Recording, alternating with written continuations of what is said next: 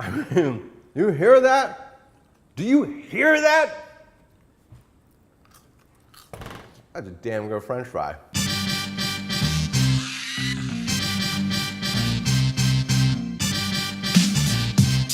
Hello everyone, welcome to You Can Do This, and today we're gonna master the French fry game. We're gonna cook French fries in potato starch. Why? We're gonna add a little extra starch on the outside, which is gonna get it nice and crispy. We're also gonna cook it in a brine first before we fry, because what we're gonna do is we're gonna get salt inside the French fry. Why do we wanna get salt inside the French fry? Because as you know, salt draws out moisture.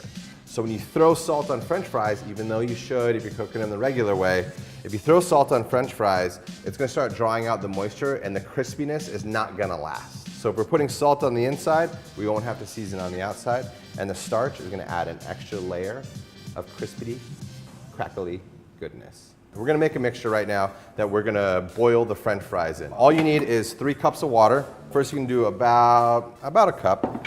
And I have right here 60 grams of potato starch. You can use cornstarch too, but potato starch, French fries, just seems to make sense. We're just gonna hydrate this and kind of make a slurry. Also have 2 tablespoons of salt. That's gonna seem really salty, but aggressively salty fries.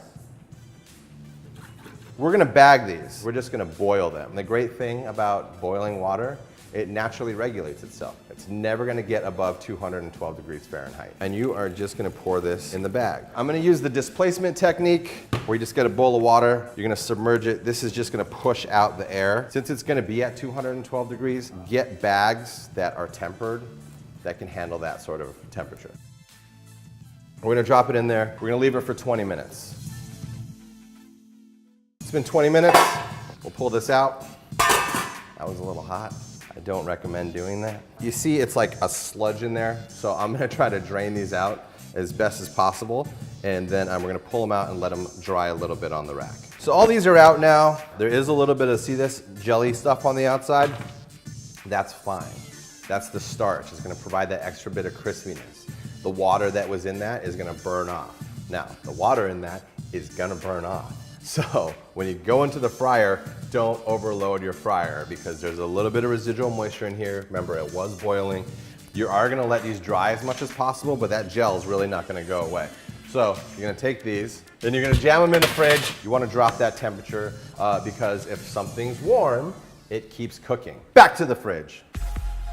We're gonna cook all of them, but I wanna cook one for you real fast. And we're gonna drop it in the fryer.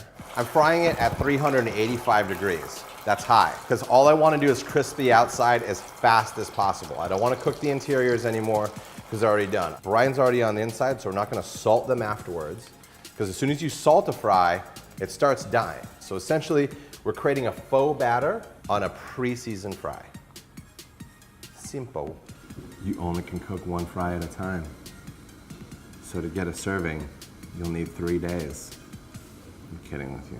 So I know people are like very into the thrice fry, but to really do that effectively, you need an industrial fryer. Something that has a recovery time and can maintain temperature by pumping tons of gas heat under it.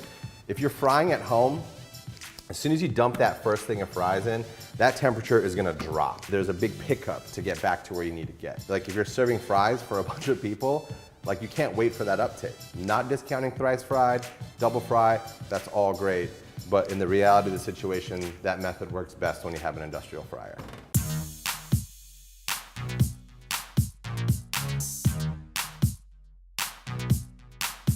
Now take a look at this French fry. See those ridges on there? That's where that gelatinous stuff used to be.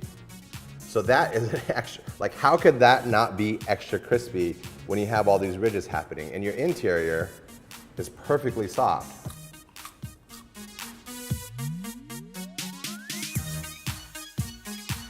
And there, ladies and gents,